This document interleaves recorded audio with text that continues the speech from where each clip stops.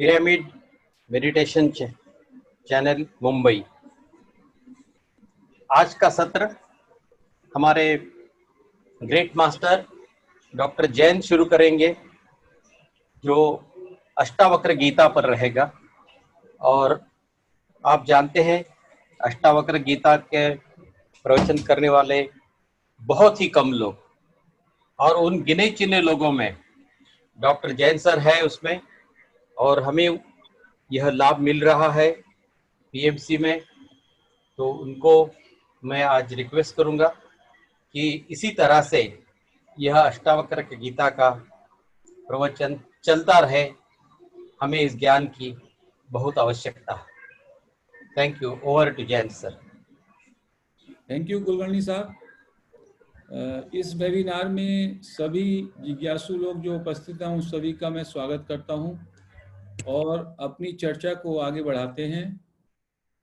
पिछले सत्र में हमने अष्टावक्र गीता के एक महत्वपूर्ण सूत्र की चर्चा की थी, जिसका आशय था या मति सा गति। जैसा आप सोचते हैं, जैसी आपकी बुद्धि होती है, उस तरह की आपकी गति होती है, उस तरह का आपका जीवन हो जाता है। हमारा पूरा जीवन ही मान्यताओं पे आधारित होता है। जैसा हम मानते हैं वैसा हमारे साथ घटित होता है। प्रत्येक धर्म की मान्यताएं हैं। हमारे धर्म हिंदू धर्म में हमारे देवी देवताएं हैं, मुस्लिमों की अपनी मान्यताएं हैं। क्रिश्चियंस के सामने वो आँख मीचते हैं तो क्राइस्ट आ जाते हैं, वो एक मान्यता है। हम अपनी आंखें मीचते हैं, हमारे सामने कृष्ण आ जाते हैं, बुद्धा आ जाते हैं, महावीर आ जाते हैं। तो ये सब मान्यताएं हैं, और जैसी हम सोचते हैं, जैसी हमारी मान्यताएं होती हैं, उसके अनुकूल ही हमारे सामने यथार्थ प्रस्तुत करता है या अस्तित्व प्रस्तुत करता है। हमने चर्चा की थी रामकृष्ण परमहंस की उस कथा से, जिसमें उनको काली के दर्शन होते थे, और उसके कारण उनके जीवन में द्वैत था, और वो चाहते थे अद्वैत में पहुंचे, जहाँ पे केवल एक मात्र परमात्मा या ईश्वर ही रहे। तब तोतापुरी महाराज आए और उन्होंने कहा कि आप एक तलवार से काली को खत्म कर दीजिए, जिसके लिए वो साहस न जुटा पाए। लेकिन अंत में तोतापुरी के सहयोग से उन्होंने एक खड़क से, जो कि एक मानसिक खड़क थी, उससे काली के सिर पर भी चोट किया, उसको भी खत्म किया, और उसके बाद वो अद्वैत में स्थिर हो गए। तो वो काली भी एक मान्यता थी।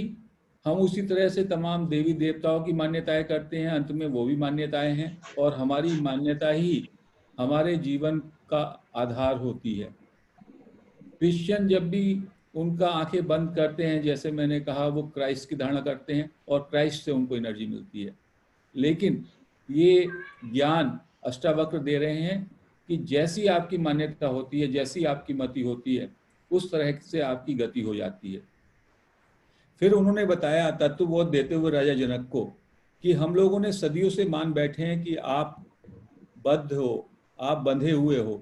तो बद्ध अभिमान से आप बंध हैं, और मुक्ताभिमान से जब आप मान लेंगे कि आप मुक्त हैं, तो आप मुक्त हो जाएंगे, तत्काल मुक्त हो जाएंगे। और फिर उन्होंने आत्मा के स्वरूप के 10 या 12 गुणों की चर्चा की, जो कि हमने पहले सत्र में गिनाए कि वो चेतना है, साक्षी है, अक्रिय है, असंग है।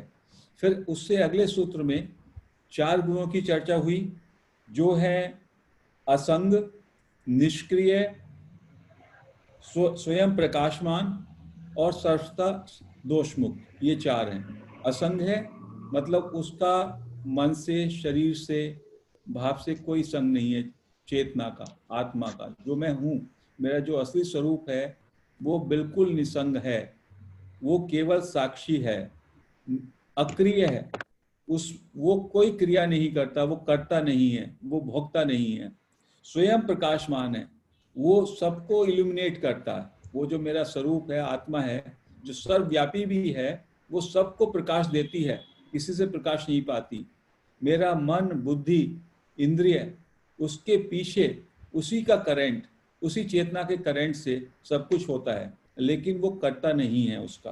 और सर्वथा दोष मुक्त है, वो निर्दोष है। ये 4 गुणों की वो बात कर रहे हैं अष्टावक्र इसमें। और उसके बाद वो कहते हैं, देहाभिमान पाशेन चिरम बद्धो हसी पुत्रक है, बोधो हम ज्ञान रंगेन तनिष्कृत्य सुखी भव। हे पुत्र, अष्टावक्र जो कि 12-14 साल के एक छोटे से उम्र के तत्ववेता हैं, वो जनक को जो कि 60-70 साल के वयोवृद्ध हैं, उनको पुत्र कह के बोल रहे हैं, क्योंकि विजडम के आधार पर वास्तव में वो मैच्योर सोल हैं, वो तत्वज्ञानी हैं, और उनको जनक को अभी बहुत जगाना है। इसलिए वो बोल रहे हैं, पुत्र बहुत समय से आप मैं शरीर हूं, इस भाव बंधन से बंधे हुए हैं। स्वयं को अनुभव कर और ज्ञान रूपी तलवार से इस बंधन को काटकर सुखी हो जाओ। तो वो यहाँ पे वही बात कहते हैं कि हमने मान्यता कर रखी है बहुत जन्मों जन्मों से, बहुत समय से, कि मैं शरीर हूँ, और इस शरीर की मान्यता जब मैं करता हूँ तो मेरा शरीर के साथ तादात्म्य हो जाता है और मैं अपने को शरीर और मन ही समझता हूँ। तो आप जागो और अपने बुद्धि से, बुद्धि रूपी तलवार से इसको काट दो, इस मान्यता को काट दो और सुखी हो जाओ, मुक्त हो जाओ। ये उन्होंने कहा इसमें। तो हमको ये बात, ये मान्यता, इसको अपने अंदर प्रगाढ़ करना है यदि हम तत्काल मुक्ति चाहते हैं। क्योंकि हमारा बंधन क्या है? हमारा बंधन यही है कि मैं देह हूं, मैं मन हूं, मैं इंद्रिया हूं, मैं भाव हूं। ये सभी हमें बंधनकारी बनाते हैं, जबकि हमारा जो मूल स्वरूप है वो चैतन्य है, वो साक्षी है, असंग है, अक्रिय है। तो इसके लिए कई सारे पंथ हुए हैं, उन पंथों पे भी हम चर्चा की जाए। एक है पातंजलि का योग दर्शन। पातंजलि का योग दर्शन कहता है कि आपको पहले चित्त वृत्ति निरोधः योग है। यदि आपको आत्म साक्षात्कार करना है तो आपको अपनी सारी चित्त वृत्तियों का निरोध करना पड़ेगा, और ये लंबी यात्रा है। यदि आप पतंजलि योग सूत्र की पुस्तकें पढ़ें तो इसके हिसाब से कई जन्मों की यात्रा है, क्योंकि आपको अपनी वृत्तियों को परिष्कृत करते करते समय लगेगा। लेकिन दूसरा है सांख्य दर्शन, जिसमें ये अष्टावक्र भी आते हैं द्वैत दर्शन में। इसमें कहते हैं जैसे ही आपने अपने शरीर से, अपने मन से, अपने हृदय से, बुद्धि से अपने को अलग कर दिया, तो कर्ता करने वाले कौन है? कर्ता कौन है? शरीर से क्रियाएं होती हैं, तो उन क्रियाओं का परिणाम जो है, कर्मों का परिणाम, उससे आप अपने से अलग हो गए। मन में विचारों की तरंगे आती हैं, तो जब आप मन नहीं है तो मन का भी परिणाम आप भोगने वाले नहीं रहे। ना आप करता है ना आप भोगता है, तो उससे भी आप अलग हो गए। और जो आपके भाव हैं अच्छे बुरे, उनसे भी आप दूर हो गए। तो आप शुद्ध चैतन्य हो जाते हैं, तो आप तत्काल मुक्त हो जाते हैं। तत्काल हम मुक्त इसलिए नहीं होते क्योंकि हम शरीर से द्वारा किए हुए कर्मों को अपना कर्म मानते हैं, तो हम उनके परिणाम के भी दायित्व हमारा है, जिम्मेदारी है। मन में जो हमारे विचार आते हैं उनके प्रति भी हमारी प्रतिबद्धता है, क्योंकि हम मन से जुड़े हैं।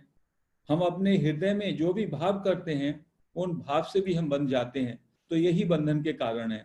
तो ये 2 स्कूल ऑफ थॉट है। एक है कि मुक्त तत्काल हो सकते हैं सांख्य से। सांख्य का जो दर्शन है, सांख्य की जो शैली है, जिसको अष्टावक्र कह रहे हैं, आप अपने को मुक्त ही जानो।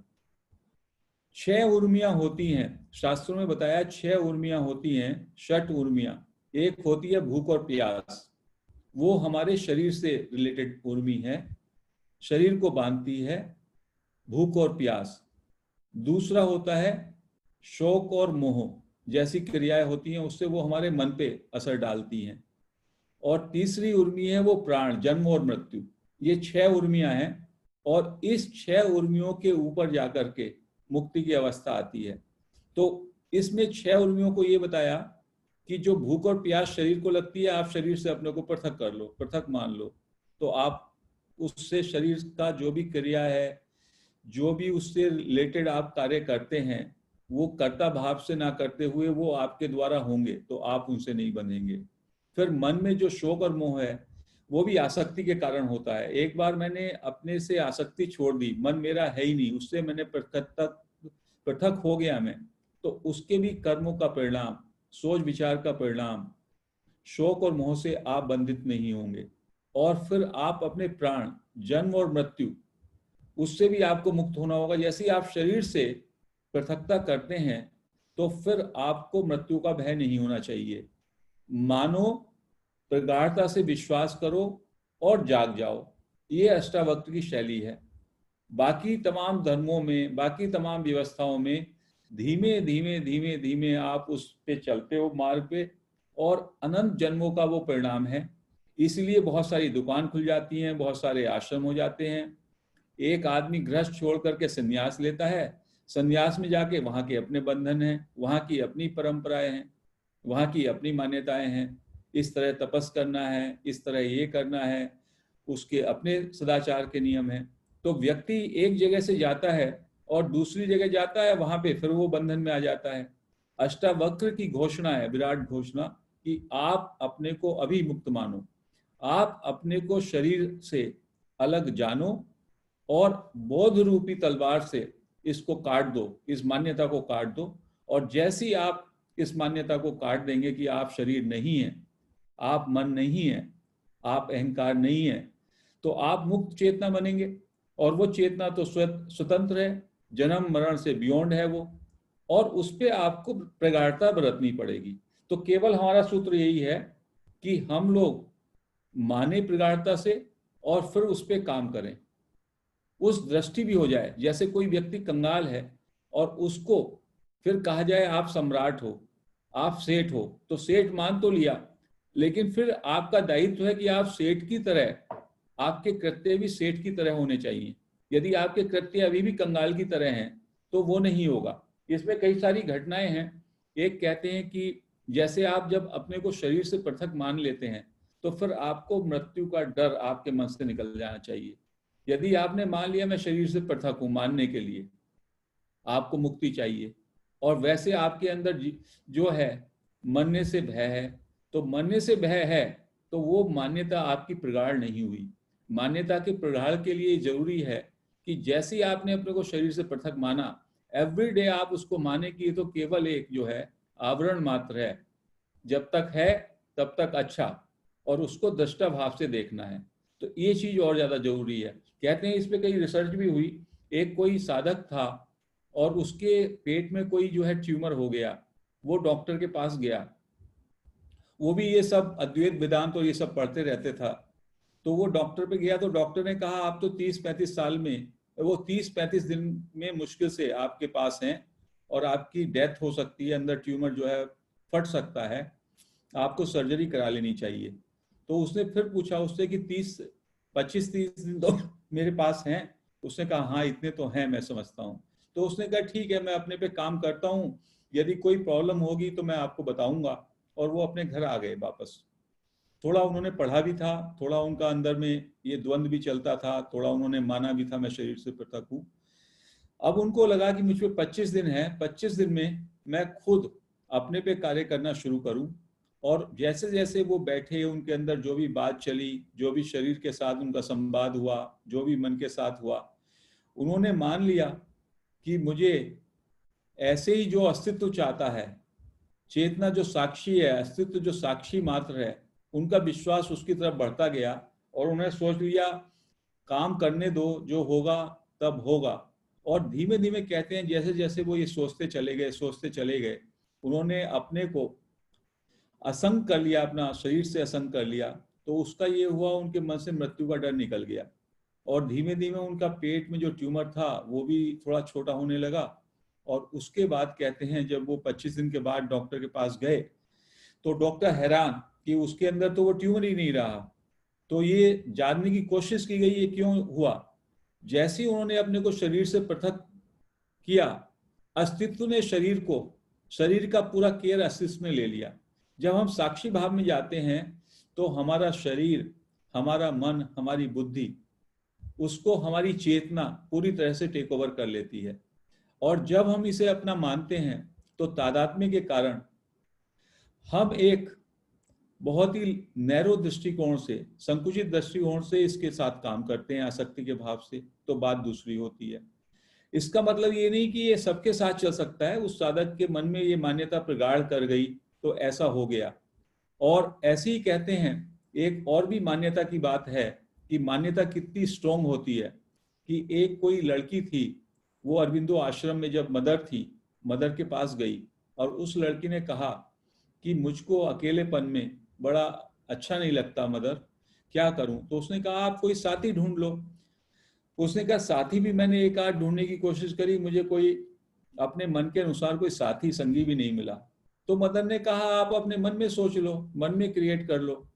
तो वो साधना में थी, उसने मन में एक एक तस्वीर क्रिएट कर ली एक साथी की, और उससे धीमे धीमे वो बात करने लगी और वो तस्वीर उसके मन में बहुत गहरा गई। थोड़े समय में वो मान्यता उसकी इतनी प्रगाढ़ हो गई, वो एवरीडे बात करती। फिर अब जब वो बात नहीं करती तो वो तस्वीर उसकी आंखों के सामने आने लगी उसके साथी की, और वो उससे बात करके डिस्टर्ब करने लगी। उसके लिए बहुत समस्या हो गई। तो उसने फिर वो मदर के पास गई कि मैं तो सोचती थी कि मेरा संग इससे अच्छा हो जाएगा, लेकिन अभी तो ये पल पल आकर के मुझको ऐसा लगता बाहर भी वो तैर रही है, वो पिक्चर बाहर भी फ्लोट कर रही है और वो मुझको आके डिस्टर्ब करती है। तो मदर ने कहा कि जिस सोच से, जिस एनर्जी से आपने उसको बनाया, उस चित्र को बनाया था, उसको क्रिएट किया था, उसी एनर्जी में जाके उसको डिसॉल्व कर दो। तो उसने वैसा ही किया।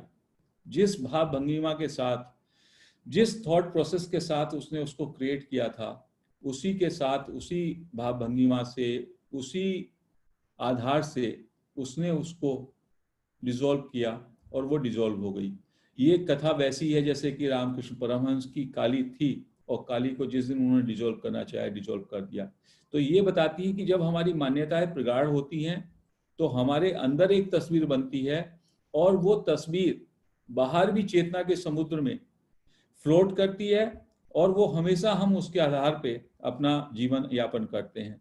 तो इस मान्यता को आपको प्रगाढ़ करना है कि आप तो मुक्ति हो, आप मुक्त हो और जागृति के साथ अपना जीवन आगे चलाना है। ये सब में अच्छा मार्ग है जो कि अष्टावक्र ने बताया, लेकिन ये उतना ही कठिन भी है और हमारी मान्यता तो विपरीत है। मैं देहरादून में था, कितने मैं आश्रमों में गया, कितने गुरुओं से पूछा क्या आपको आत्मानुभूति है, क्या आपने ईश्वर का साक्षात्कार किया? मुझे कोई ये स्पष्ट आंसर नहीं दे पाया यस और दिस इज द पाथ, किसी ने नहीं दिया। एक कोई बिल्ले थे जिन्होंने कहा कि हाँ ये तत्काल हो सकता है और इसका ये मार्ग है, और उन्होंने यही बात बताई, सिंपल। तो हमको पहले तो ये चयन करना है कि हमें मान्यता कैसी करनी है। यदि आपने मान्यता ये कर ली कि बोध एकदम हो सकता है और उसके बाद अपना जागृति का रास्ता आपने थामा और मान्यता को मजबूती से पकड़े रखे, तो आपको मुक्ति यहीं इसी क्षण संभव है, जैसा कि अष्टावक्र राजा जनक से कह रहे हैं। और यदि आप मानते हैं, कुछ धर्म तो मानते हैं कि इस कलयुग में कोई मुक्ति का संभावना ही नहीं है, वो तो सतयुग में ही हो सकती है, वो तो त्रेता युग में ही हो सकती है। अभी तो आपको केवल सुमिरन करते रहिए जैसे आपका जीवन ठीक चले, क्योंकि इतने कर्म हैं। और दूसरी धारणा ये कहती है कि यदि कर्म को काटने में चलेंगे आप, तो कर्म आपके खत्म ही नहीं होंगे, कर्म तो चलते ही रहेंगे। कर्म के लिए संबरा, निर्जरा, क्या क्या मार्ग बताए हैं। तो यदि हम अष्टावक्र की माने तो हम तत्कालिक मुक्ति के लिए हम लोगों की सभी की एलिजिबिलिटी है, हम सब की संभावना है। केवल अपनी मान्यता को प्रगाढ़ करना है कि हम मुक्त हैं ही। हम हमारा स्वरूप जो है वो साक्षी स्वरूप है, हमारा पूर्ण चैतन्य स्वरूप हम हैं। और जो साक्षी होता है, साक्षी क्या होता है? साक्षी किसी चीज में, किसी कृत्य में, किसी कर्म में उसका कोई हाथ नहीं होता, वो उपस्थित मात्र है। तो चैतन्य का यही स्वरूप है कि उसकी उपस्थिति में सब कुछ हो रहा है, लेकिन वो कुछ भी नहीं कर रहा है। करंट उससे आ रहा है, वही हमारा स्वरूप है, लेकिन हमने किसी भ्रमवश अपने को शरीर, मन, बुद्धि मान करके, उससे तादात्म्य करके हमने अपने विराट स्वरूप से हम दूर हो गए हैं और हम इस भौतिक स्वरूप में कार्य करते हैं, कर्ता भाव से, भोक्ता भाव से। तो हमें कर्ता भाव से भी उबरना है, भोक्ता भाव से भी उबरना है और अपने साक्षी स्वरूप में हमको स्थित होना है, जो हमारा रियल स्वरूप है। तो कहते हैं कि जैसे नेचर है, जब हम साक्षी स्वरूप के लिए देखें, हम जब दृष्टा बनते हैं और नेचर को देखते हैं, पेड़ है, पौधे हैं, नदी है, तब हमें साक्षी बनना या दृष्टा बनना आसान होता है, क्योंकि हम उन पेड़ पौधों से, जबकि उनमें भी विविधता है, उनके भी जो व्यवहार हैं वो अलग अलग हैं, लेकिन हमें उनसे कोई अपेक्षा नहीं होती, हमारे मन में कोई द्वंद्व नहीं होता। बस जब मनुष्य आते हैं, तरह तरह के मनुष्य, तो उनके प्रति हम लोगों के मन में अपेक्षा का भाव रहता है, इसने ऐसा क्यों किया, उसने वैसा क्यों किया, और तब हमारा कर्तृत्व अभिमान या हम कर्ता भाव से उनसे काम करने लगते हैं, हम उनके एक्शन और रिएक्शन करने लगते हैं, जबकि चेतना में ही सब कुछ हो रहा है। एक व्यक्ति कैसा व्यवहार कर रहा है उसके पीछे भी चेतना है, लेकिन हम ब्लेम गेम में कर्ता भाव से ही हम उससे बिहेव करते हैं और हम उसको भी यही मानते हैं कि वो उसके लिए जिम्मेदार है। इसलिए कहा कि सब एक निमित्त है, एक घटना मात्र है। किसी व्यक्ति का कोई भी व्यवहार किसी भी समय मात्र एक घटना है जो चेतना में हो रहा है, ये साक्षी दृष्टिकोण है। और आप जागृति के साथ उस समय जो भी आप कर सकते हैं या करना चाहते हैं, पूर्ण जागृति के साथ करें, लेकिन उस व्यक्ति के प्रति आपके मन में कोई आक्रोश, कोई क्रोध, कोई आवेश नहीं होना चाहिए। आप अपना कार्य करने के लिए स्वतंत्र हैं, वो साक्षी भाव कहलाता है। क्योंकि जैसे वो भी चेतना से ही संचालित हो रहा है, मैं भी चेतना से संचालित हो रहा हूं, और चेतना के स्वरूप में यदि मैं स्थित हो जाऊं तो मेरे अंदर से कर्ता भोक्ता ये खत्म हो जाएगा। साथ में मुझे जन्म मृत्यु का भय, मेरा भूख और प्यास का समस्या और मेरा शोक मोह, वो भी उसका भी मुझे निवृत्ति हो जाएगी और मैं परम विश्रांति को उपलब्ध होऊंगा। यही अष्टावक्र इन सूत्रों में कह रहे हैं, बार बार उसी बात को वो दोहराते हैं कि आप अपने स्वरूप को जानो, जो कि साक्षी है, जो कि बोध मात्र है, जो असंग है, जिसका किसी के साथ संग नहीं है, जो हमारा रियल स्वरूप है, साक्षी स्वरूप या चैतन्य स्वरूप, वो मात्र उपस्थित रहता है, उसकी उपस्थिति से सब कुछ होता है। वो सर्वव्यापक है, लेकिन उसके अंदर कोई कर्ता भाव नहीं है। तो मैं अपने ऊपर जो कर्ता भाव ले लेता हूँ, ये मैं अपने अहंकार के कारण लेता हूँ। उस अहंकार को त्रोहित करते हुए यदि मैं साक्षी चेतना से कार्य करूं, तो मेरे अंदर एक परम आनंद, परम विश्रांति और वही मुक्ति है और वही जागृति है। जो मेरा भ्रम है, भ्रम यही है कि मैं ये शरीर, मैं ये मन, बुद्धि और अहंकार हूं और मैं करता हूं, मैं भोगता हूं। इसी चीज को, इसी अविद्या को, इसी अंधकार को मुझे बोध रूपी तलवार से काटना है। यही अष्टावक्र इन सूत्रों में और दो चार बात के सूत्रों में भी यही बात कह रहे हैं कि मैं निर्विकार भी हूं, मैं अक्रिय हूं, स्वयं प्रकाशवान हूं। वो चेतना तो हम सभी को प्रकाशित कर रही है। जिस दिन ये इस शरीर से चेतना हट जाती है, शरीर जो है मात्र एक शव रह जाता है। तो अल्टीमेटली चेतना की उपस्थिति से, चेतना की व्यापकता से ही सब कुछ हो रहा है, लेकिन वो घट रहा है। उसको घटना माने, उसको कर्तृत्व अभिमान से जो हम देखते हैं, उसके कारण ही हम कर्म में बनते हैं और अपने को बंधनकारी स्थिति में डालते हैं। मान्यता का कितना प्रभाव है, उसमें एक और कहानी किसी संत ने बताई कि एक ब्राह्मण था और वो ब्राह्मण एक बकरी खरीद करके, अच्छी बकरी खरीद के अपने घर ले जा रहा था। 100-200 रुपए की वो बकरी उसने खरीदी और उसको देखते हुए, वो बकरी अच्छी थी तो कुछ 4-5 जो लफंगे टाइप के होते हैं, जिनको इधर से उधर से सामान लोगों का इधर उधर करना है, उनकी दृष्टि उस ब्राह्मण की बकरी पे लगी। अब वो कहने लगे ये ब्राह्मण है और यहाँ से वो अपने घर जा रहा, सब जगह आबादी है, तो हम इससे ऐसे तो छीन नहीं सकते, इसकी मान्यता को हम किस तरीके से वो करें। तो उसमें से एक पहला लफंगा जाता है उसके पास अकेले ही, कहता है ये कुत्ता कितने का लिया। वो उससे बोलता है बकरी की जगह, ये कुत्ता आपने कितने में लिया स्वामी जी। तो वो कहता है कुत्ता, भाई ये बकरी है, मैं लेके आया हूँ। तो उसने कहा नहीं, मुझे तो कुत्ता ही लग रहा है। और ऐसा कह करके वो 30 सेकंड उसने ये बात कही और फिर वो वहां से हट गया।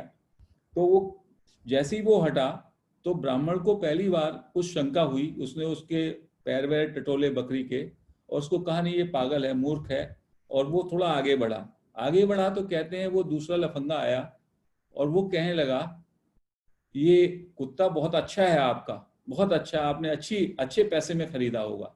थोड़े टाइम बाद अब वो ब्राह्मण एकदम जो है सत्ते में आ गया, ये क्या हुआ, अभी एक आदमी कह के गया और अब दूसरा व्यक्ति जो है वो ये बोल रहा है ये कुत्ता है।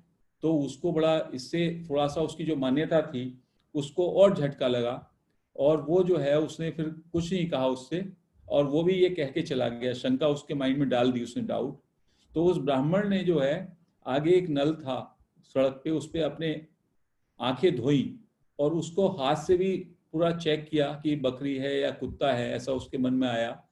और फिर उसके मन में एक डाउट होने लगा कि यदि मैं घर पे गया कुत्ता लेके और गलती से, तो एक तो घर वाले डांटेंगे कि पैसे खर्च कर लिए, और मेरे मोहल्ले में भी एक ब्राह्मण आदमी वो कुत्ता रखे, ये तो कोई बात नहीं हुई। तो उसका मन में थोड़ा सा डामाडोल होने लगा। उसके जब वो और थोड़ा आगे चला तो उनमें से तीसरा लफंगा जो था वो उसके पास गया। उसने कहा आपका ये कुत्ता बहुत अच्छा लग रहा है मुझको, क्या आप इसको बेचेंगे क्या, उसने ऐसा बोला। तो वो जो ब्राह्मण था वो पहले ही काफी इस आशंका में आ गया था और वो एक विक्षिप्त हो गया था उसका मन। उसको लगा कि ये समय अच्छा है मेरे लिए, मौका कि मैं इस कुत्ते से हाथ झाड़ लूं, बकरी है या कुत्ता। उसने कहा अरे तुमको चाहिए तो मैं तुमको ऐसे ही देता हूं, और उसने वो बकरी अपनी जो है कुत्ता समझ के उसको ऐसी दे दी। और वो लफंगों की जो है पूरी जो उन्होंने योजना बनाई थी उसमें अभी एक को और भी रोल प्ले करना था, चौथे को, बट तीसरे के लेवल पे आकर के उसकी मान्यता बदल गई और दे दी। तो मान्यता हमारे यहाँ हमारे जीवन में कितना महत्वपूर्ण रोल प्ले करती हैं। हमने मान लिया मैं एक धर्म में हूं, मुझे मान लिया इस धर्म में मोक्ष नहीं होना है, क्या स्त्रियों को मोक्ष नहीं हो सकता, तो वो मान्यता मेरे लिए पूरा बंधन कारक है। जब तक वो मान्यता नहीं बदलेगी मेरा कुछ नहीं होगा। अष्टावक्र हजारों साल पहले इस बात की घोषणा कर रहे हैं कि आप अपने मान्यताओं से बंधे हुए हैं, आपने मान्यताओं से मुक्ति ली, आप मुक्त। ये जरूर है जब आप अपने मुक्त होने की घोषणा करते हैं तो आपको उस हिसाब से यथोचित कार्य भी करना पड़ेगा, जागृति के साथ आपको जीवन को जीना पड़ेगा। आप कहते हैं मैं शरीर नहीं हूं, तो फिर आपको शरीर के मिटने का बिल्कुल भी भय नहीं होना चाहिए। यदि आप तभी भी ये भय करते हैं कि मैं मर गया, क्योंकि जब आप शरीर के भय से मुक्त हो जाते हैं तो शरीर में बहुत घटना घटती है, आपका देखने का दृष्टि बदल जाती है।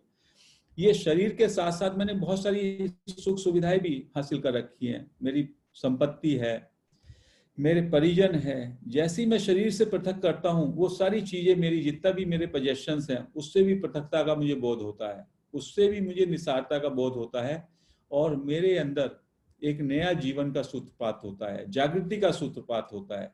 तो शरीर से जिस चीज से आप अपने को अलग करते हैं, उस चीज से जब अलग करते हैं तो आपको उसकी चेतना, शरीर की चेतना का ज्यादा आपको मालूम पड़ेगा जब आप शरीर से अपने को पृथक करेंगे। ध्यान में ऐसा होता है। तो इसलिए इसमें एक सूत्र में उन्होंने ये कहा जो मैंने आपको पढ़ा था, उससे उसके बाद जो एक अगला सूत्र है वो मैं पढ़ रहा हूं और उसके बाद हम विराम करेंगे। निसंगो निष्क्रियो असि त्वम स्वयं प्रकाशो निरंजन है, अयम एव ही ते बंध है समाधि मनु तिष्ठति। आप असंग हो, अक्रिय हो। चेतना जो है वो किसी का, चेतना का किसी से संग नहीं है, साथ नहीं है, वो अक्रिय है, उसका कोई क्रिया नहीं होती, वो मात्र उपस्थित रहती है, विटनेस जैसे होता है। क्राइम के सीन पे एक विटनेस होता है, साक्षी होता है, उसका काम देखना मात्र है, बाकी जो कुछ हो रहा है घटना उससे उस पर कोई उसका प्रभाव नहीं है। स्वयं प्रकाश हो, आप स्वयं प्रकाशित होते हो, और निरंजन है, निर्दोष हो, ये चेतना के गुण हैं। आपका समाधि द्वारा मन को शांत करने का प्रयत्न एक बंधन है। ये कहते हैं इसमें अष्टावक्र की जो भी लोग समाधि में जाते हैं, तप करते हैं, उसका अनुष्ठान करते हैं वो एक व्यर्थ की बंधन कारक प्रक्रिया है। आपको समाधि में जाने का कोई आवश्यकता नहीं, आपको अनुष्ठान करने का कोई आवश्यकता नहीं, आपको इतनी साधना करने की कोई आवश्यकता नहीं। केवल आप मान लें और उस मान्यता पे स्थिर हो जाएं कि आप मुक्त हैं और आप जागृत हो जाएंगे। ये बात का जो है शंखनाद इसमें वो कर रहे हैं। अब बात आती है ध्यान की। तो इसमें ध्यान में बहुत बड़े संत और महात्माओं ने सबने कहा कि ध्यान, और बुद्ध ने भी कहा, एक बहुत अच्छी पद्धति है जिसके माध्यम से हमको बुद्धत्व तो हमारा बहुत जागता है। तो उसके लिए कैसे कहा कि एक तो तप हो गया जो शरीर पे है। हम एक शरीर है, शरीर हमारा हमारा जो अस्तित्व है उसमें शरीर एक बाहरी है ढांचा, हमारा बाहरी ढांचा शरीर है। उसके थोड़ा और जो सटिल है वो मन है, मन उससे और सूक्ष्म है, और उसके सूक्ष्म हमारा श्वास है। तो श्वास जो है शरीर मन से काफी सूक्ष्म है। तो श्वास को जब हम देखना शुरू करते हैं तो श्वास भी हम नहीं हैं, श्वास के भी हम दृष्टा हैं। लेकिन जब श्वास हम देखेंगे तो श्वास के बीच में जो अंतराल आएंगे, श्वास के बीच में कभी कभी अंतराल आएंगे, जब एक श्वास जाता है और दूसरा श्वास आता है, वर्तुल होता है तब, या जब हमारा श्वास कभी कभी स्थिर होता है तो श्वासों में गैप होता है। वो जो गैप है वो स्थिति अंतरालों की, वही चेतना की स्थिति है, वही साक्षी की स्थिति है। तो धीमे धीमे यदि हम ध्यान में उन अंतरालों में जाते हैं तो ध्यान अदरवाइज अष्टावक्र के हिसाब से किसी भी साधना की कोई जरूरत नहीं है। बट जितनी भी पद्धतियां हैं उन पद्धतियों में भी पकड़ना है तो ध्यान, श्वासों का ध्यान सबसे अनुकूल है। क्योंकि श्वासों पे ध्यान करते करते आप श्वासों के अंतराल के प्रति सजग होते हैं, और जब श्वासों के अंतराल के में आप विश्राम करते हैं तो वो चेतना में विश्राम की स्थिति होती है। शरीर से आप पृथक महसूस करते हैं, मन से आप पृथक हो जाते हैं, और ये भी आप जान लेते हैं कि आप श्वास भी नहीं है।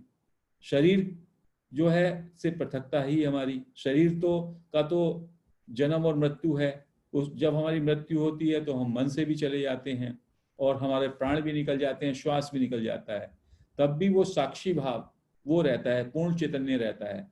तो ये यात्रा शरीर से पृथक, मन से पृथक, श्वास को देखते हुए अंतरालों में रह करके श्वास से भी पृथक, तो तब आप जो है वास्तव में उस बोध के अधिकारी होते हैं।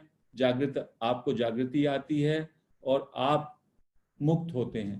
तो इसी चर्चा के साथ मैं आज इसको यहीं पे विराम देता हूं। थोड़े समय हम शेयरिंग ऑफ विजडम करेंगे और किसी का कुछ क्वेश्चंस है तो उसका क्लैरिफिकेशन और फिर ध्यान करेंगे। धन्यवाद।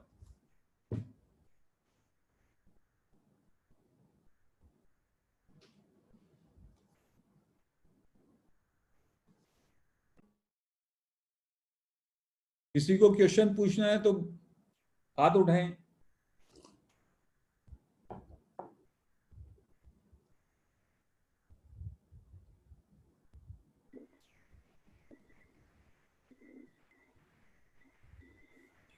अमेश्वर जी या कोई कुछ अपना किसी का एक्सपीरियंस शेयरिंग या कुछ कहना भी हो वो भी कह सकते हैं, क्योंकि अष्टावक्र गीता थोड़ा सा जटिल भी है और उतना सरल भी है और जटिल भी है, दोनों ही है।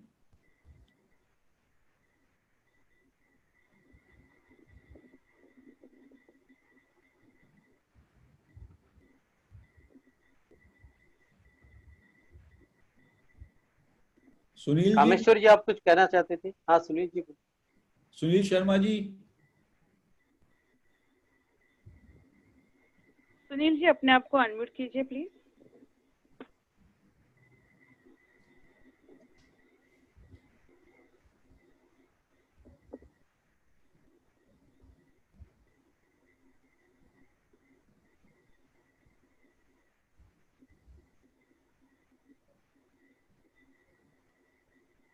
सुनील जी बोलिए। आवाज आ रही है आपको? यस यस आवाज आ रही है। सर एक्चुअली एक मेरा थोड़ा सा मानना ये था कि जैसे हम लोग आनापान करते हैं बोलिए, आपका आवाज आ रहा है? बोलिए सर।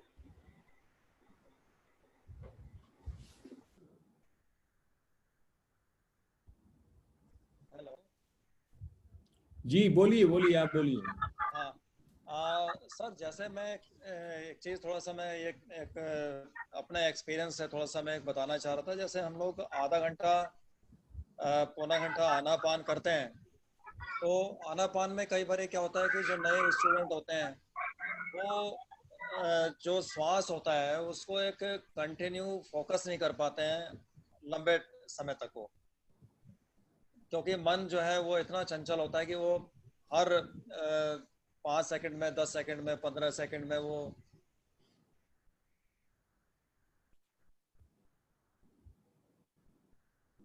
जी,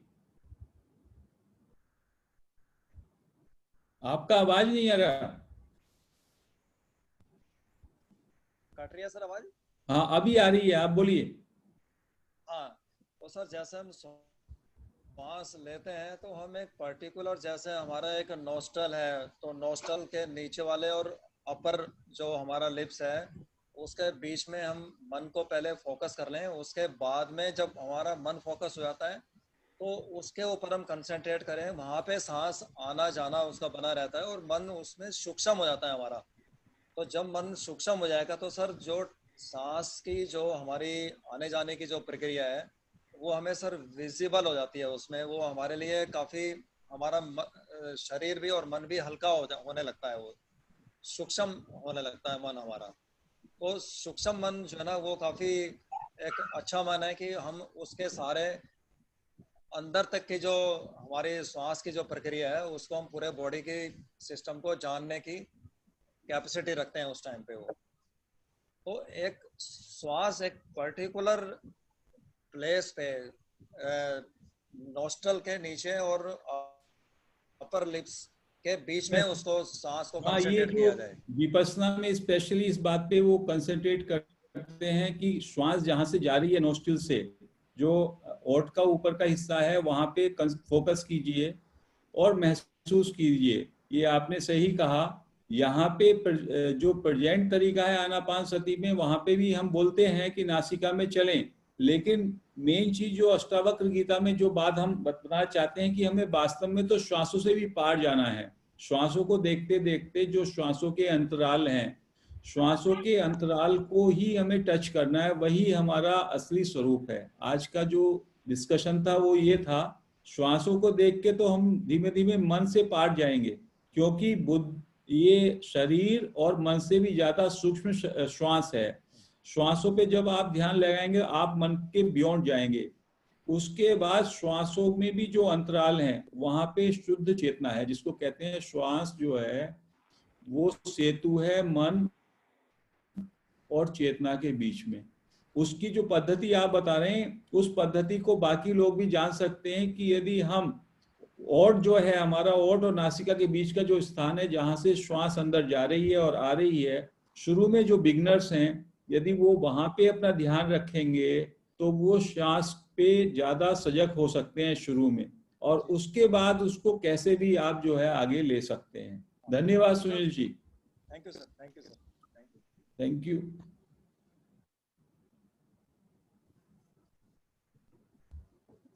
बस सर, किसी को कोई क्वेश्चन पूछना है या कोई एक्सपीरियंस शेयर करना है तो please raise your hand.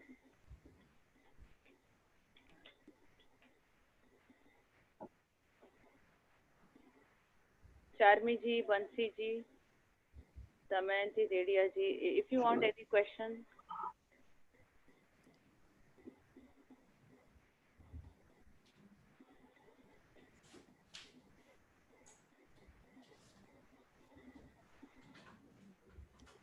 Unmute कीजिए उनको, किसी ने हाथ। यस मैं ये कर रही हूँ सर।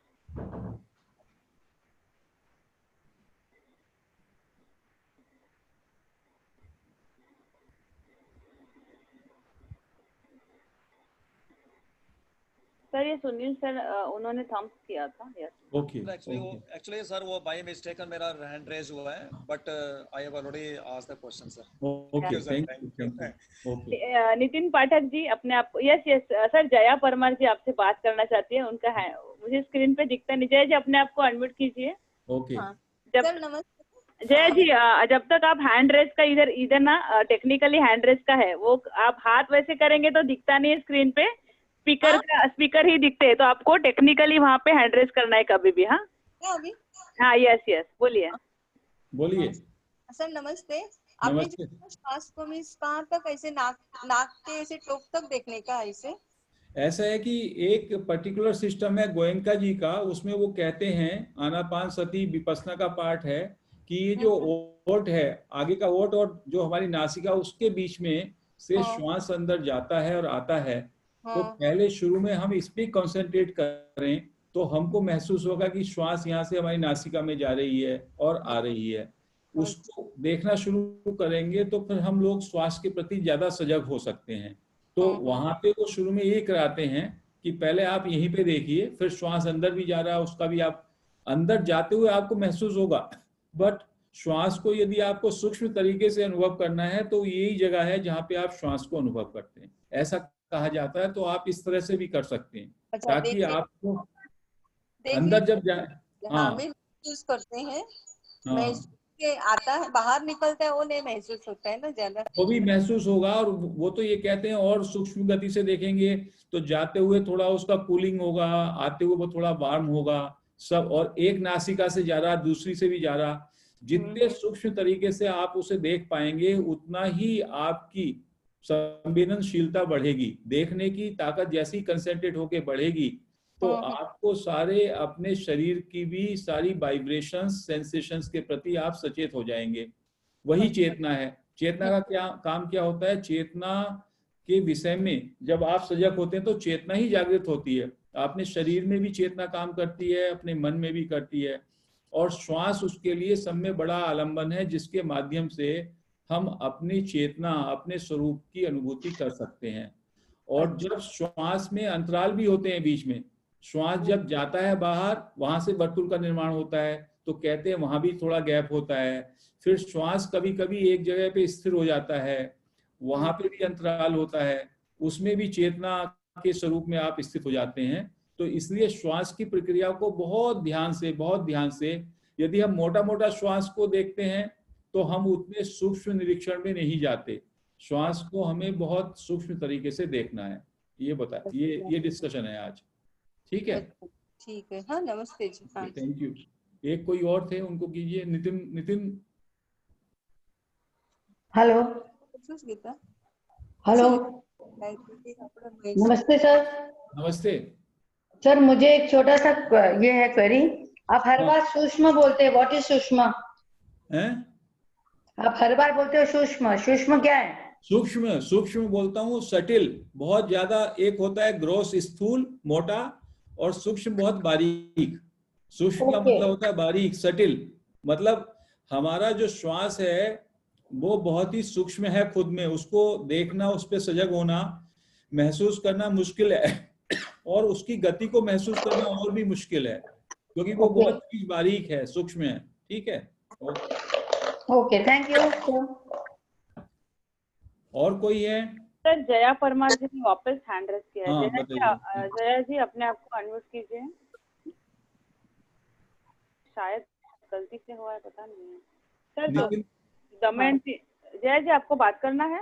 हाँ हाँ कर लेती हूँ। सर हम लोग जब सांस ऊपर जाती है तो ऊपर कहाँ तक, वो भी ऐसे वो जहां तक जाए उसको जाने दीजिएगा। एक जगह भी आप महसूस करेंगे जाते आते हुए तब भी वो ठीक है। वैसे बस वो अंदर जा रही, क्योंकि आप पूरी उसकी प्रक्रिया को देखें वो तो और भी मुश्किल होगा। अभी केवल आप एक पर्टिकुलर जगह पे उसको महसूस करें, आती हुई को, अंदर जाती हुई को, बाहर आती हुई को, और वो अंदर जाएगी। फिर थोड़े टाइम में वो उसकी गति भी पहले कभी लॉन्ग होगी, कभी ज्यादा लंबी होगी, फिर कभी छोटी होगी, कभी थोड़ा स्थिर हो जाएगी। इस तरह का उसका रहेगा। उसके प्रति सजग हो, और नासिका के द्वार से जहां जा रही है वहां पे आप थोड़ा और ज्यादा फोकस कर सकते हैं। ठीक है? अच्छा ओके ठीक है। Sir thank you so much sir. Damayanti Dedia ji आपसे बात करना चाहते हैं। हाँ, बोलो कार्ड वालो ना વાત જે પાછળનું પછી આવી જશે હેલો जी नमस्ते जी। नमस्ते। हाँ, मैं न्यू जर्सी से बोल रही हूँ। जी जी, वेलकम। Thank you. जब आप वो श्वास की बात करते थे ना, अनापानसति, हाँ तो इन एंड आउट जब श्वास लेती हूँ, तभी आप जब बोला ना concentrate on your upper lip, वो नोजल के नोस्ट्रल से आगे, यस यस, तो वही करती हूँ, तभी वो बहुत ही लाइट आती है। इट्स लाइक वाइट लाइट जैसा बहुत प्रकाश आता है।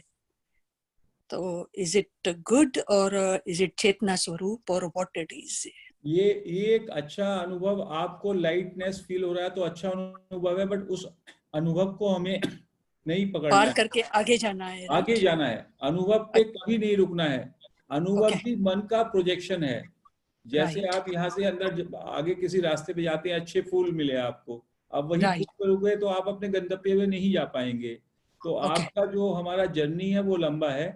Journey Okay. में यदि कोई पड़ाव आए तो जब अंतराल हो, श्वास आपका कभी थोड़े टाइम को रुक जाए, तो Okay. वो चेतना स्वरूप है। वो गैप्स इन योर श्वास, that is the right place, कि वहां पे आपको चेतना में ही आप स्थिर हो जाएंगे, साक्षी भाव में। बाकी इसको चलते रहिए, जो भी हो, जो भी अनुभव हो, उन अनुभवों को किसी को भी पकड़ना नहीं है। They are like dreams only, we have to move move move, that is all. Thank you. Thank you. Thank you Damayanti ji. Ashish आपसे बात करना चाहते हैं। आशीष जी, अपने आप को अनम्यूट कीजिए।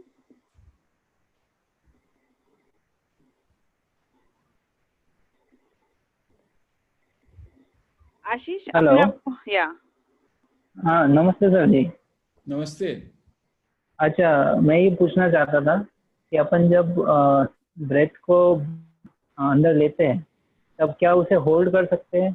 उसे होल्ड करे फिर रिलीज करे, वैसे चल सकता है? ऐसा तो नहीं होता, वो तो जो है रेचक क्रिया होती है, उसको नहीं, कुंभक रेचक वो नहीं है यहाँ। नेचुरल अच्छा, नॉर्मल नॉर्मल ही है। जैसा चल रहा है, आप उसको चलने दें। अच्छा, उसको जहाँ पे नासिका से अंदर जा रहा है, वहां पे उसको अपना ऑब्जर्वेशन वहां पे कंसंट्रेट कीजिए, इतनी बात है बस, और कुछ नहीं। अच्छा, बस इतनी सी बात है। वहां पे ज्यादा महसूस कर सकते हैं उसको, कि वो जब एंटर हो रहा है आपकी नासिका से आपके हाँ। अंदर, देख लें, और जब वहां से बाहर निकल रहा है तब देख लें। बाकी आप महसूस करते रहिए, श्वास अंदर गया, श्वास बाहर आया, कोई विचार आया उसको छोड़ के फिर श्वास पे आ जाइए, यही आनापानसति है। ठीक है, नॉर्मल टेंडेंसी। हाँ, okay yes. Sir, thank you. So now anybody else now, देखिएगा यमुना जी। हाँ, मैं देख रही हूँ सर।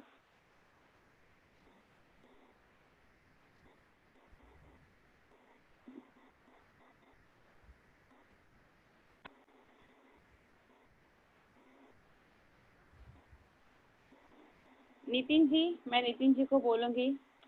सर, वो हमेशा आपके जो सेशंस होते हैं, तो वो स्पेशली उसके पॉइंट्स निकाल के उसके ऊपर ये करते हैं सर। नितिन जी को मैं बोलूंगी, अपने आप को अनम्यूट कीजिए। बताइए। यस सर, एक सेकंड। नितिन पाठक जी, अपने आप को अनम्यूट कीजिए। नमस्ते सर। नमस्ते, यस। हाँ, अच्छा लगा आपका आज का सेशन भी, लेकिन मुझे ध्यान के वक्त एक हमेशा दिक्कत होती है कि जब म्यूजिक के साथ हम ध्यान करते हैं, तब ध्यान म्यूजिक पे ज्यादा होता है, फिर श्वासों पे नहीं आता है। तो वो कैसे, क्या फिर से सांसों पे लेके आने का? ऐसा है कि ये हमेशा ही उसका एक डिस्कशन का सब्जेक्ट है। एक जो परंपरागत कंजर्वेटिव अप्रोच है, उसमें केवल हमको बोलना भी नहीं चाहिए, हमको सजेशन भी नहीं देना चाहिए। ध्यान अपने को सॉलिटरी वे में करना चाहिए। बस एक बार बता दिया, अपने श्वासों पे ध्यान दीजिए। जी जी। कलेक्टिव भी बैठें तो बस बैठें, और यदि इंडिविजुअली बैठें तो भी बैठें। क्योंकि जब आप श्वास को देखने पे अपना एनर्जी लगाते हैं तो वो इतनी सूक्ष्म होती है, सटिल होती है। जैसी कोई कुछ कहता भी है क्या कोई म्यूजिक का आवाज भी होता है तो वो उसमें बाधक हो जाता है जो आप कह रहे हैं। तो उसमें यही मैं कहूँगा कि एक तो आप अलग से भी ध्यान कर सकते हैं, और जब भी ऐसा मौका आपको मिले तो उस टाइम पे थोड़ा ध्यान ज्यादा है उधर तो जाएगा ही। यदि म्यूजिक पे होता तो बहुत बार लोगों का मन फिर म्यूजिक पे ही चला जाएगा, वो भी एक तरह का ध्यान है। बट जो शुद्ध आनापानसति है उसमें शायद जो आप कह रहे हैं वो में सच्चाई है कि लोग बहुत बार तो कुछ भी बीच में नहीं बोलते, जो मैं भी बोलता हूँ वो भी उसमें नहीं होना चाहिए। लेकिन मैं चूंकि बिगनर्स हैं इसलिए बीच में थोड़ा बहुत श्वास के प्रति बोल देता हूँ, कम बोलता हूँ। तो आप जो कह रहे हैं उस बात में यथार्थ है, सच्चाई है कि शायद जब हम म्यूजिक में या कुछ और चीजें होती हैं उसमें हमारा ध्यान श्वासों पे उतना नहीं रहता। लेकिन फ्लूट मेडिटेशन जो हमारे यहाँ होता है उसका भी अपने में बहुत बड़ा इम्पोर्टेंस है। कुछ लोग उसी म्यूजिक के सहारे, एक म्यूजिक का आलम्बन लेकर के, मन को कोई आलम्बन चाहिए तब वो कभी श्वास पे आलम्बन रहेगा और कभी म्यूजिक पे चला जाएगा, लेकिन तब भी मन शांत हो जाएगा क्योंकि मन जो है विचारों से अलग हो जाएगा। तो आपने जो कहा उसमें मैं सही बात है वो। Okay, thank you. Thank you sir. अभी ध्यान करें कोई है और हैं? नहीं, अभी ध्यान करें सर। हाँ, तो लेट अस स्टार्ट, ध्यान करें। और मैं तो सोच रहा था आज म्यूजिक लगाएंगे, बट अभी नितिन ने कह दिया कि म्यूजिक से प्रॉब्लम होता है तो हम फिर ऐसे ही ध्यान करेंगे।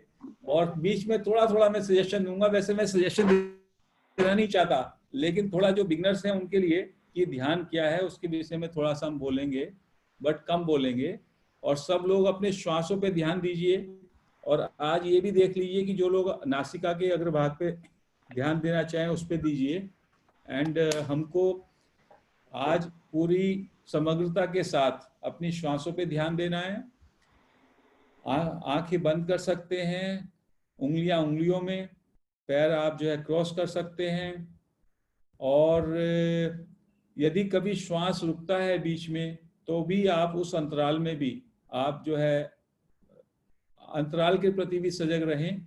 वो भी शुद्ध चेतना है, या उसको कहिए वो साक्षी चेतना है। अंतराल जो है श्वासों के बीच का अंतराल, वही हमारी वास्तविक स्वरूप है जो अंतराल में है। तो बस श्वासों के प्रति सजग, आंखें बंद। Let us start for 30 minutes.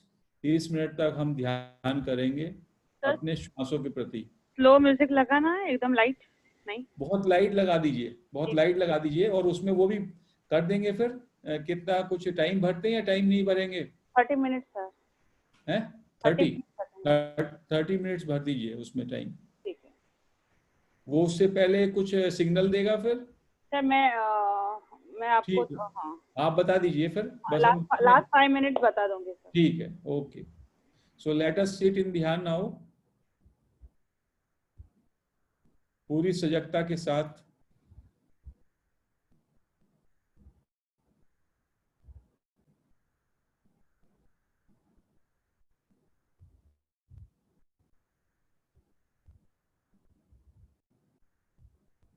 हम शरीर से भिन्न हैं, ये इस बात को भी अपने अंदर अच्छी तरह से मान लें, इस मान्यता को पक्का कर लें। मैं शरीर नहीं हूं, मैं मन नहीं हूं, और मैं श्वास को देख रहा हूं।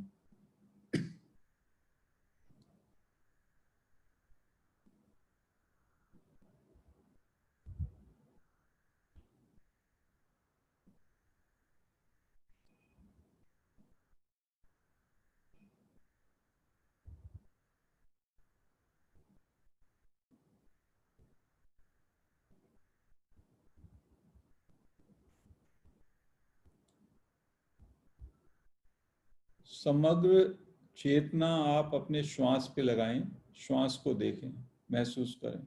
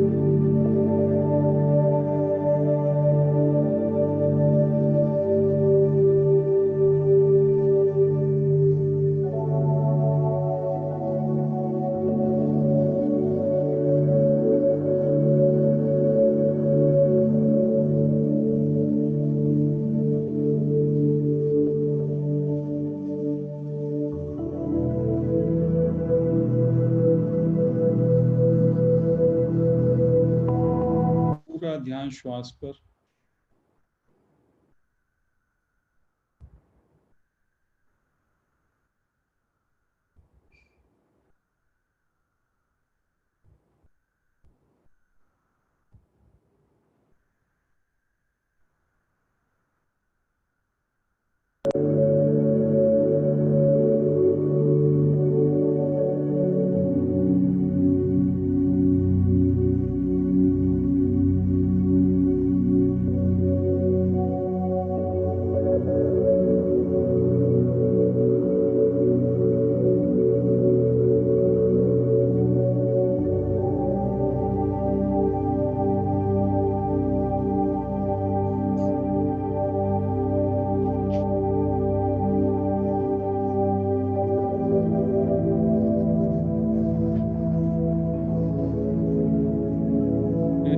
अपने श्वास पे ध्यान रखें।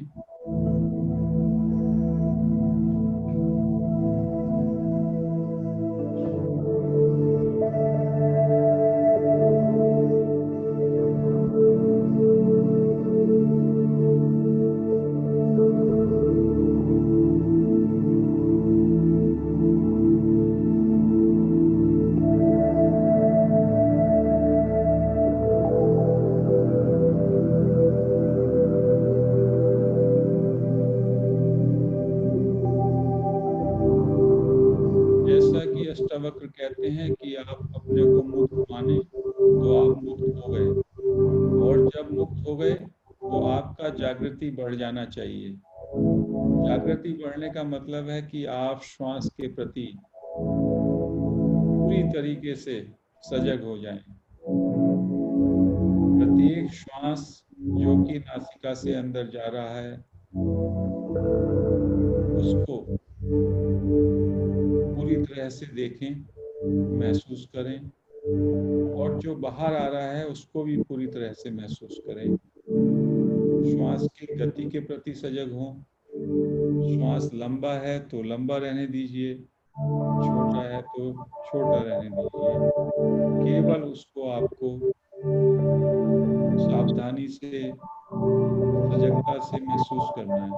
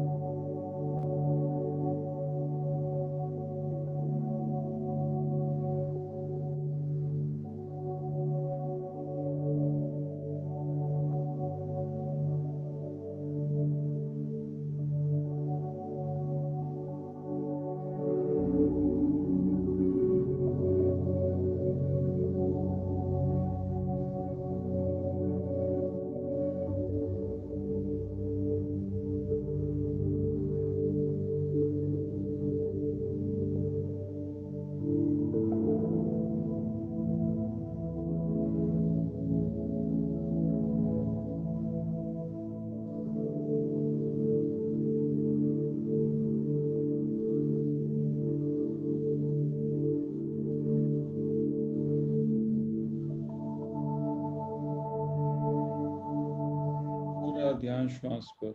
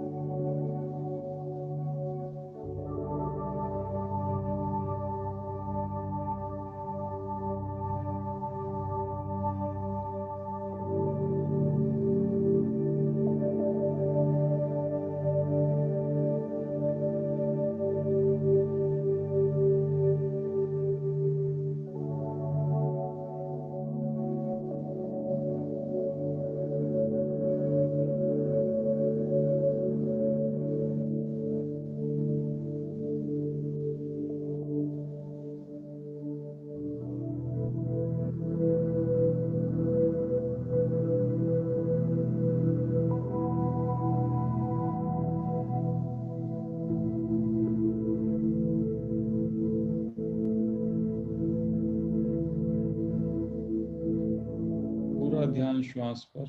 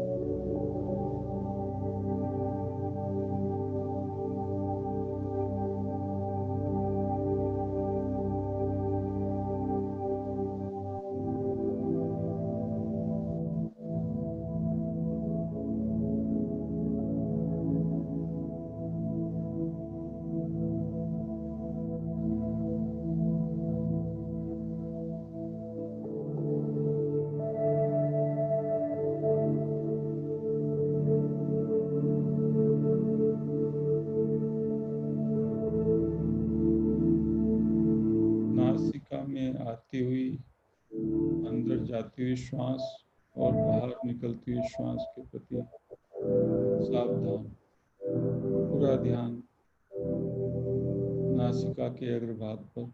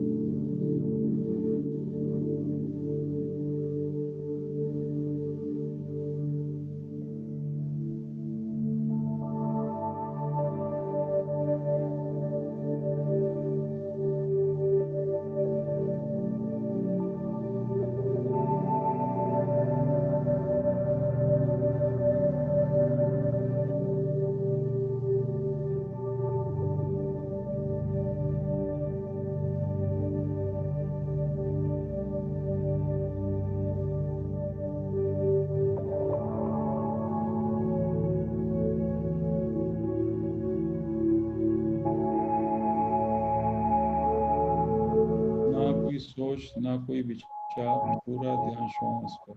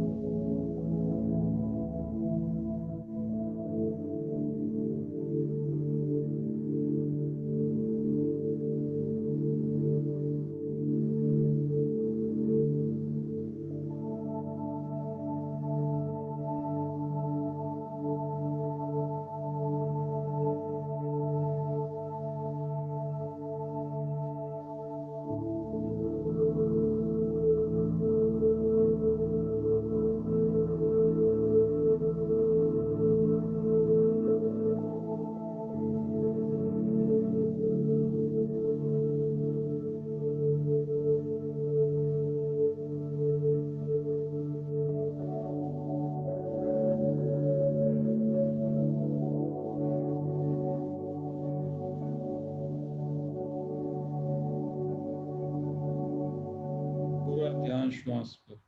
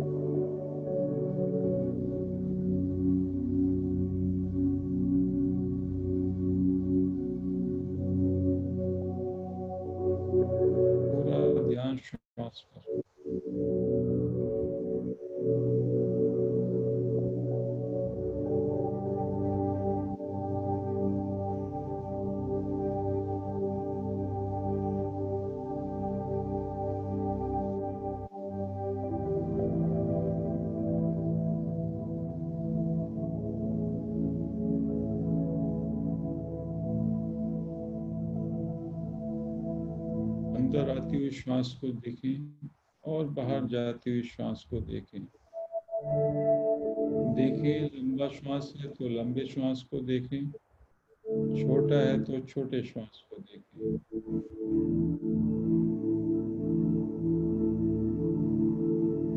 पूरी जागरूकता के साथ अपने श्वास को देखें।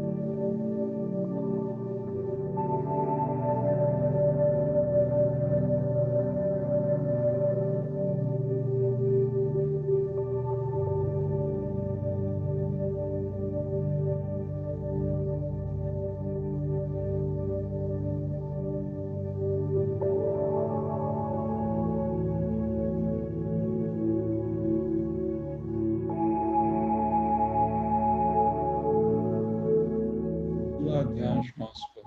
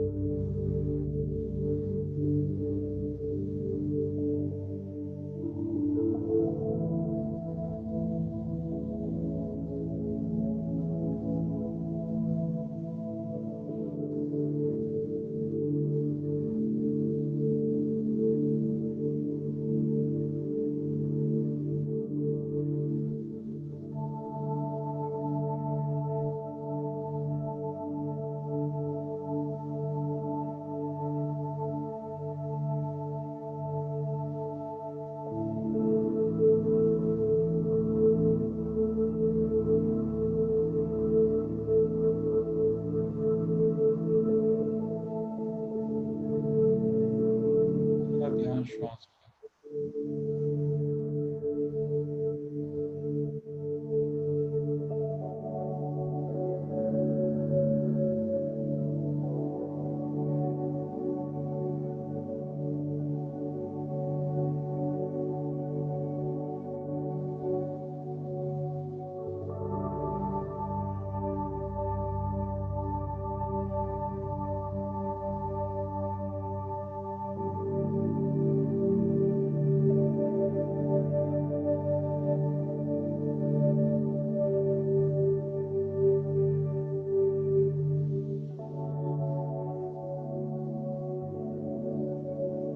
नासिका से अंदर जाती हुई श्वास को देखें और वापस आती हुई श्वास को देखें। देखें श्वास लंबी है या छोटी है। जैसी भी श्वास चल रही है, मात्र उसको देखें, उसे महसूस करें।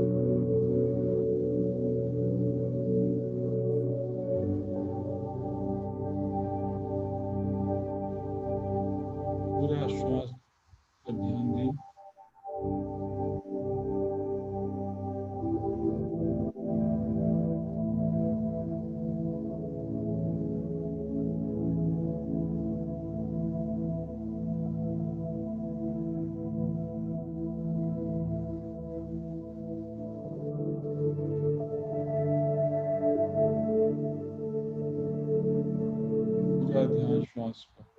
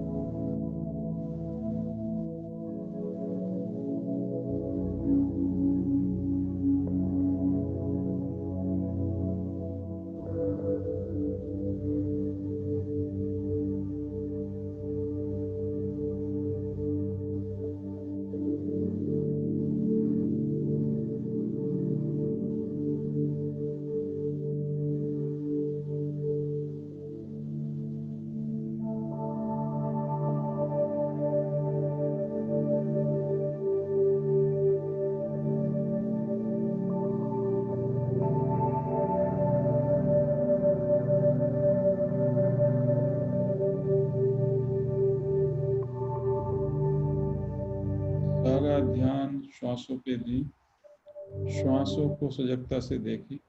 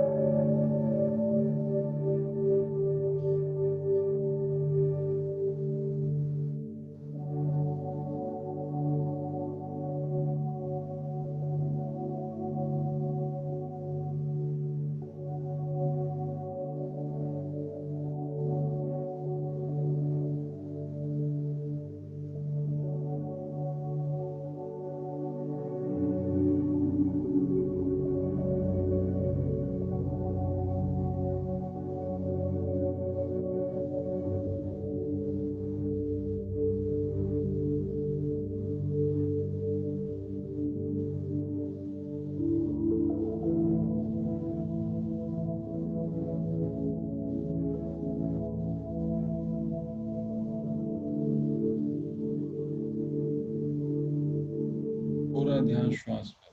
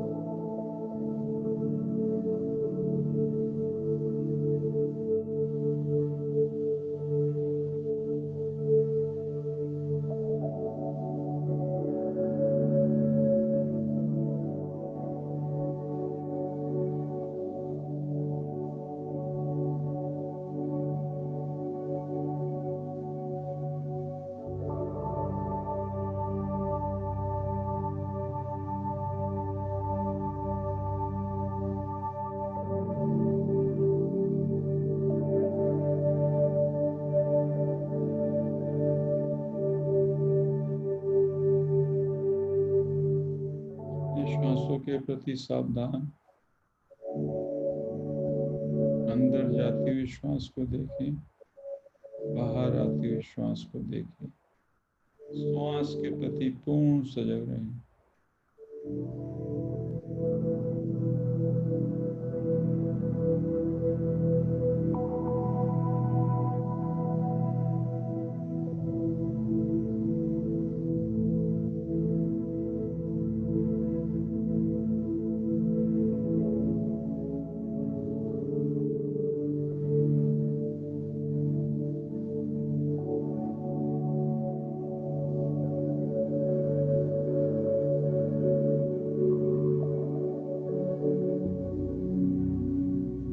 मात्र 5 मिनट शेष हैं, पूरा ध्यान श्वास पर।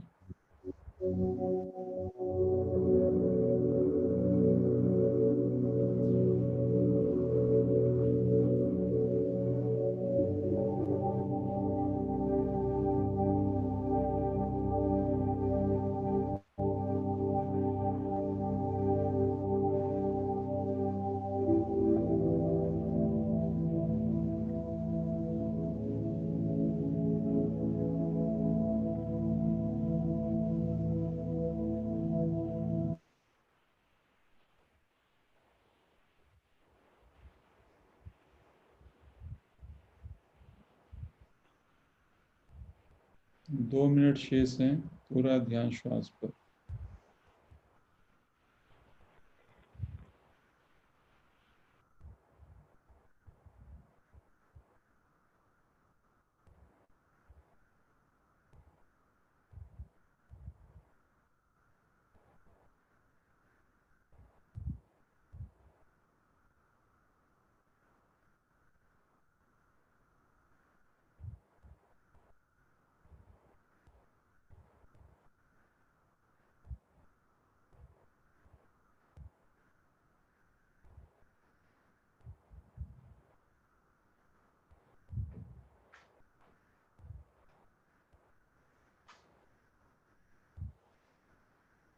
तीस सेकेंड शेष है।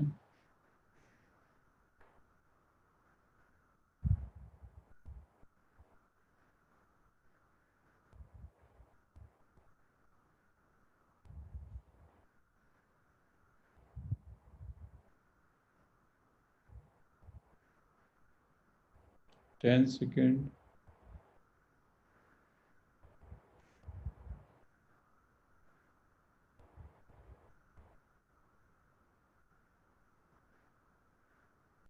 फाइव, 4, 3, 2, 1, 0।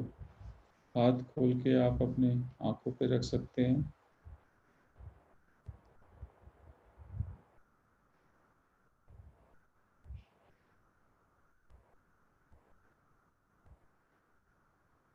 फाइव, 4, 3, 2, 1, 0। जब आपको कंफर्टेबल लगे आंखें खोल सकते हैं।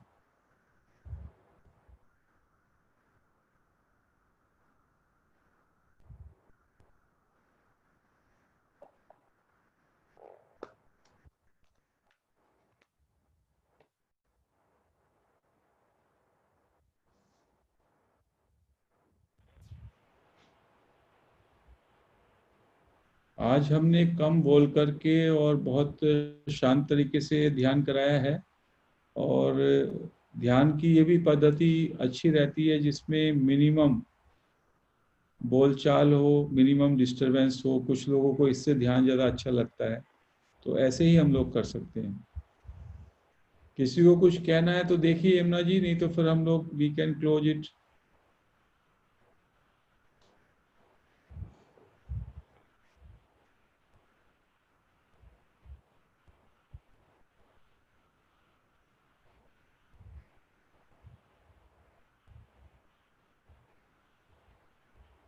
सब ध्यान में ही है। ओके, या I think let's close. Can question answer तो हो गए हमारे। हाँ, so we can close it. Let the people be in ध्यान, they can continue. So we या meet tomorrow. Thank you everyone. या thank you sir, Thank you. Thank you. बहुत ही अच्छा रहा ध्यान। Thank you sir, thank you very